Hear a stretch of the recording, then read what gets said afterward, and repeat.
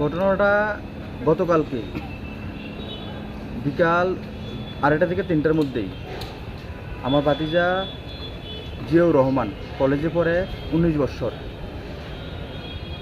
গত পরশুদিন মাসিমা শালবাগানে একটা প্রোগ্রাম ছিল, তার নানার বাড়ি বন্যারানে, ওইখানে বাসপুকুর বন্যারানে তার নানার বাড়ি।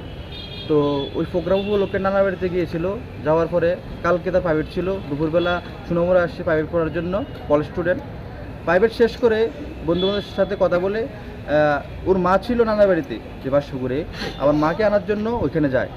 যাওয়ার সময়ই এই ঘটনাটা থাম্বামুড়াতে ঘটনাটা ঘটে। দুইটা বাইক, ওই যে বাইকটা ছিল ওইটার মধ্যে স্কুল স্টুডেন্ট দুজন পরীক্ষা দিয়ে তারা বের হয়ে যখন আসছিল, আর সে তার নানার বাড়িতে যাওয়ার সময় মুখোমুখি সামনে একটা অটো গাড়ি ছিল। হ্যাঁ, তো অটো গাড়িটাকে ওভারটেক করার সময়ই দুটা বাইক সামনাসামনি সংঘর্ষ হয়। সংঘর্ষের ফলে একটা ছেলে ওইখানে স্পট ডেড হয়, স্কুল ছাত্র। আর আমার বাড়িতে যে আছে তাকে এবং আরেকটা ছেলেকে সাথে সাথে ওইখানকার মানুষরা মিলিতভাবে তাদেরকে দনপুর হসপিটালে নিয়ে আসা হয় এবং দনপুর থেকে সাথে সাথেই জীবিতে রেফার করা হয়। আমরা শোনার সাথে সাথে আমরাও জীবিতে আসি। আসার পরে জীবিতে ঢোকার পরে ডাক্তাররা চেক করার ফলে ঘোষণা করে যে আমার ভাতিজা ডেড মারা গিয়েছে। এবং আরেকটা যে ছেলে ছিল তার পাটা ভেঙে যায়, সে এখন ট্রিটমেন্ট চলছে জীবির মধ্যে। কিন্তু এই যে পুরো ঘটনা, এই ঘটনার ফলে আমরা যারা অভিভাবক মহল, যারা আমরা ভাতিজা হারাইছি, সন্তান হারাইছি, এবং আরও যারা কালকের মধ্যে কালকে আমরা এই রাজ্যের মধ্যে বিভিন্ন পেপারের মধ্যে আমরা দেখলাম একদিনে 9 থেকে 10টা ঘটনা শুধু অ্যাক্সিডেন্ট। একদম তরতাজা যুবক যারা দেশের ভবিষ্যৎ, তারা শুধু অ্যাক্সিডেন্টের মাধ্যমে, অ্যাক্সিডেন্টের কারণে তারা কালকে এই দেশ থেকে, এই দুনিয়া থেকে বিদায় হয়েছে।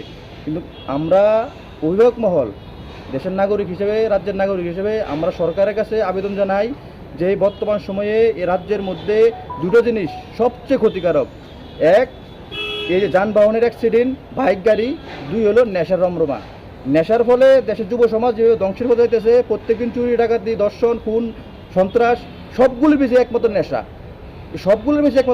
এই নেশা যদি কন্ট্রোল করা না যায়, এর নেশা যদি দমন করা না যায়, তাহলে দেশের ভবিষ্যৎ, আমরা যারা স্বপ্ন দেখি, আমাদের ভাইবাদী যারা একদিন এই দেশের মধ্যে তারা শাসন করব, হ্যাঁ, ডাক্তার, ইঞ্জিনিয়ার, মাস্টার, পুলিশ ডিপার্টমেন্টে তারা পরিচালনা করব। কিন্তু যদি আমরা নেশাটাকে কন্ট্রোল করতে না পারি, তাহলে এটা কিন্তু আমাদের স্বপ্নই থেকে যাবো, কোনোদিন পূর্ণ হইতো না। কারণ নেশার ফলেই কিন্তু তার মস্তিষ্ক একদম ধ্বংস হয়ে যায়।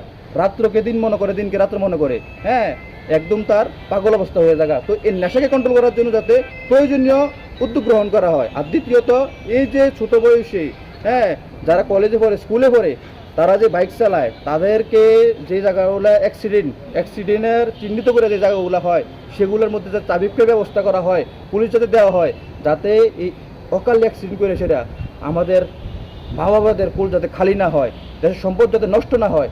কারণ আজকে যারা স্কুলে কলেজে পড়ে, তারাই কিন্তু দেশের ভবিষ্যৎ। আর এই ভবিষ্যৎ একমাত্র এই অকাল অ্যাক্সিডেন্ট এবং নেশার কারণে ধ্বংস হয়ে যেতেছে।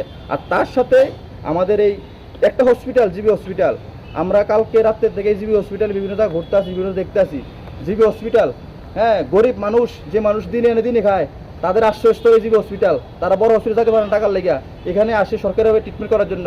কিন্তু এই হসপিটালের যে ট্রিটমেন্টের যে ব্যবস্থা, যে চিকিৎসা ব্যবস্থা, কোনো সিরিয়াস রোগী এলে এখানে কোনো ট্রিটমেন্ট পাওয়া যায় না, ট্রিটমেন্ট পায় না, হয়তো বাড়ি নিতে হয়, না অন্য হসপিটাল নিতে লাগে। তাহলে এই যে হসপিটাল, গরিবরা আশ্রয়স্থান, হ্যাঁ, আমরা যেটা মন্দির মসজিদ বলি, মুসলিমদের জন্য মন্দির, হিন্দুদের জন্য মসজিদ, হিন্দুদের জন্য মন্দির, মুসলিমদের জন্য মসজিদ, কিন্তু আমরা মনে করি যে এই হসপিটাল হলো মানুষের জন্য মন্দির মসজিদ, হ্যাঁ, ধর্ম উপাসনার স্থান। এই যে জিবি আছে, এই জিবিকে যাতে সুন্দরভাবে, হ্যাঁ, উন্নত ট্রিটমেন্ট যাতে পাওয়া যায়, গরিব মানুষরা যাতে ওই গ্রামস্থ থেকে, দূর দূরান্ত থেকে, ডিসি ভিলেজ থেকে মানুষরা যাতে এখানে উন্নত ট্রিটমেন্টটা পাইতে পারে ফ্রিতে, সরকারিভাবে, তার জন্য প্রয়োজনীয় ব্যবস্থা গ্রহণ করা। কারণ জিবির অবস্থা খুবই খারাপ। জিবির ট্রিটমেন্ট এখন, জিবির যে ডাক্তার, নার্স শুরু করে, যে যাবতীয় সরঞ্জাম, ওষুধ কত শুরু করে, কোনো কিছুই নাই, অবস্থা খুবই খারাপ।